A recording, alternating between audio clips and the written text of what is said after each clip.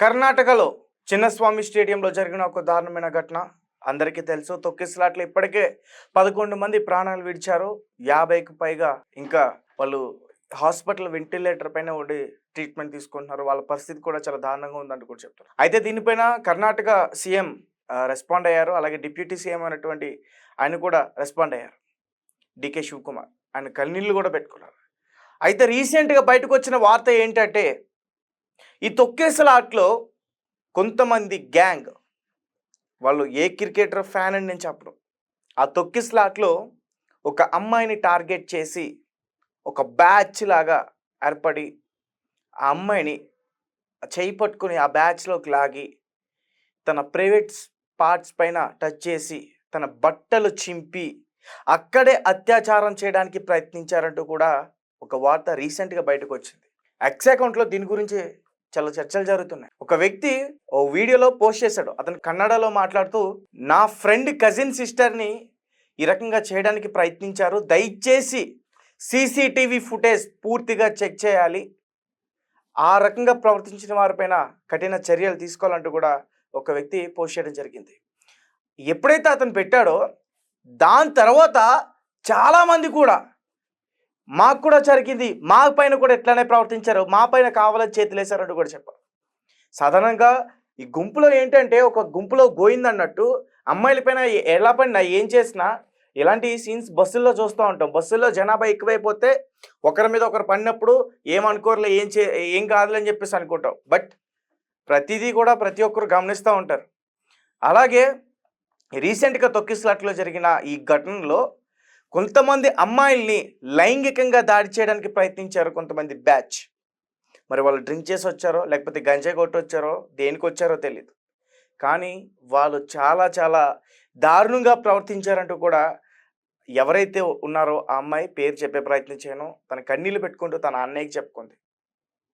దాని తర్వాత వాళ్ళ ఫ్రెండ్ అసలు ఏంటి మ్యాటర్ ఏంటి, ఎందుకు అంత మీ ఫ్యామిలీ మెంబర్స్ అంత అప్సెట్ అయిపోతున్నారు, షీఈ్ సేఫ్ కదా, ఎందుకు అంత అలా అంటే అసలు విషయం ఈ ఫ్రెండ్కి షేర్ చేసుకుంటే తర్వాత అతను బయటికి చెప్పగానే ధైర్యంతో మిగతా వాళ్ళందరూ కూడా బయటికి చెప్పడం జరిగింది. అసలు ఎంత దారుణం. అండ్ చాలామంది ఫ్యాన్స్ని తప్పుపట్టే ప్రయత్నం చేస్తున్నారు. ఫ్యాన్స్ది తప్పు ఎట్లా అవుతుంది? ఎందుకంటే ఉచితాలు ఎప్పుడు కూడా జనాలకి ఉచితాలు ఎప్పుడైనా ప్రకటించినా జనాలందరూ కూడా పరిగెట్టుకుని వెళ్తారు.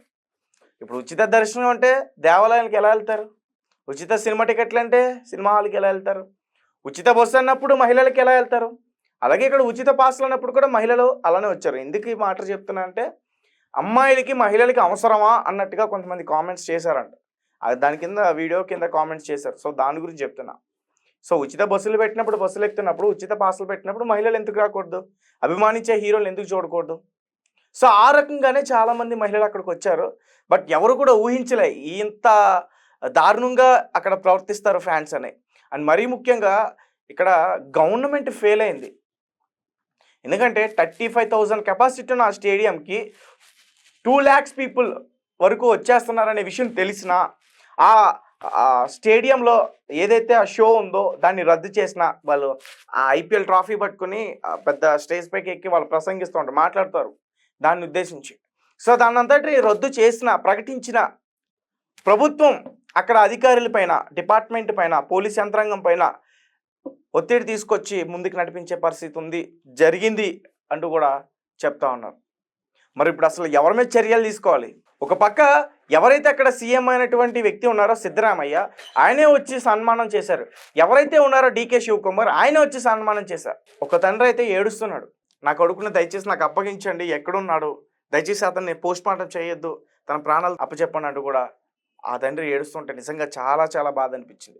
ఇవన్నీ ఒక ఎత్తైతే తొక్కిసలాట్లో ఇంతమంది చనిపోతే 50 మంది ఇలా గాయాల పాలైతే అమ్మాయిల పైన ఈ రకంగా ప్రవర్తించారు చూసారా? అసలు వాళ్ళని ఏం చేయాలి? చాలా మంది ఆ గ్యాంగ్ ఒక గ్యాంగ్గా ఏర్పడి అక్కడ తోపులాట్లో తొక్కిసలాట జరుగుతుంటే ఒక అమ్మాయిని సడన్ గా ఒక ఎవడో ఒకడు వచ్చి కాలు చేపట్టుకుని లాక్కెళ్ళిపోవడం, గుంపుగా ఒక క్రౌడ్లో ఇచ్చేసేసి ఆ అమ్మాయిని ఇచ్చేయడానికి ప్రయత్నించారు. ఈ విషయం బయటకు రాలేదు. నిజానికి తన బట్టలు చింపి తన ప్రైవేట్ స్పాట్స్ పైన టచ్ చేసి ముద్దు పెట్టుకుని తన పైన అత్యాచారం చేయడానికి ప్రయత్నించారు. సో ఇప్పుడు వాళ్ళు డిమాండ్ చేస్తున్నారు ఖచ్చితంగా అండ్ చాలా మీడియా కూడా డిమాండ్ చేస్తుంది ఖచ్చితంగా. ఆ సీసీటీవీ ఫుటేజ్‌ని ఖచ్చితంగా తీయాలి. తీసి ఎవరైతే అలా చేయడానికి ప్రయత్నించారో వాళ్ళని ఖచ్చితంగా వాళ్ళపైన కఠిన చర్యలు తీసుకోవాలంటూ కూడా చాలామంది చెప్తున్నారు. మేము కూడా చెప్తున్నాం. ఒకసారి అక్కడ ఏం జరిగిందనే మరిన్ని విషయాలు కూడా ఒకసారి నేను చెప్పే ప్రయత్నం చేస్తాను. అండ్ అలాగే ఒక వ్యక్తి కన్నడలో మాట్లాడుతున్నాడు. బహుశా మీకు అది అర్థం కాకపోవచ్చు. అండ్ దాని గురించి కూడా నేను వివరించే ప్రయత్నం చేస్తాను. ఈ తొక్కిసలాట ఘటనలో ఇప్పటికే 11 మంది మరణించగా 50 మందికి పైగా చాలా గాయపడ్డారు. అభిమానులు కొంతమంది మృతి చెందారు. గాయాలతో చిన్నస్వామి స్టేడియం వద్ద చాలా శోకసందరంగా మారింది. అయితే కొందరు దుర్మార్గులు ఈ తొక్కిసలాట ఘటన అవకాశంగా తీసుకుని అమ్మాయిల పట్ల చాలా అసభ్యంగా ప్రవర్తించారు. తొక్కిసలాటను ఆసారాగా చేసుకుని కొంతమంది అబ్బాయిలు అమ్మాయిలను లైంగికంగా వేధించారని ఒక వ్యక్తి వీడియో ఇప్పుడు ప్రస్తుతం సోషల్ మీడియా చక్కర్లు కొడుతుంది. నేను నా స్నేహితుడికి కాల్ చేసి మాట్లాడాను. నా ఫ్రెండ్ కజిన్ ఒకరు ఆర్సీబీ విజయోత్సవం కోసం చిన్నస్వామి స్టేడియంకి వెళ్ళింది. తొక్కిసలాట సమయంలో ఆమెను కొందరు అబ్బాయిలు లైంగికంగా వేధించారు. ఆమె బట్టలు కూడా చించారు. ఇదే ఛాన్స్ అని ఎక్కడ పడితే అక్కడ తాగుతూ దారుణంగా ప్రవర్తించారు. పరిస్థితులను ఉపయోగించుకుని అత్యాచారం చేయడానికి ప్రయత్నించారు. అయితే ఇది చాలా దారుణం అని చెప్పడానికి నాకు మాటలు రావడం లేదు. కనీసం వాళ్ళ పట్ల ఖచ్చితంగా కఠిన చర్యలు తీసుకోవాలంటూ కూడా అతను డిమాండ్ చేశాడు. ఈ వీడియో ప్రస్తుతం సోషల్ మీడియాలో చాలా వైరల్గా మారింది. అండ్ ఈ వీడియో చూస్తూ చాలామంది కూడా అసహనం వ్యక్తం చేస్తూ ఉన్నారు. సో గైస్, చూశారు కదా, ఈ తొక్కిసలాటలో కొంతమంది ఆ అమ్మాయిల్ని చాలామంది ఇబ్బంది పెట్టారనేది మాత్రం వాస్తవం. సో దీనికి సంబంధించి సీసీటీవీ ఫుటేజ్ కలెక్ట్ చేసి ఆ వ్యక్తులపైన కఠిన చర్యలు తీసుకోవాలంటూ మాత్రం ఖచ్చితంగా డిమాండ్ చేయాల్సిందే.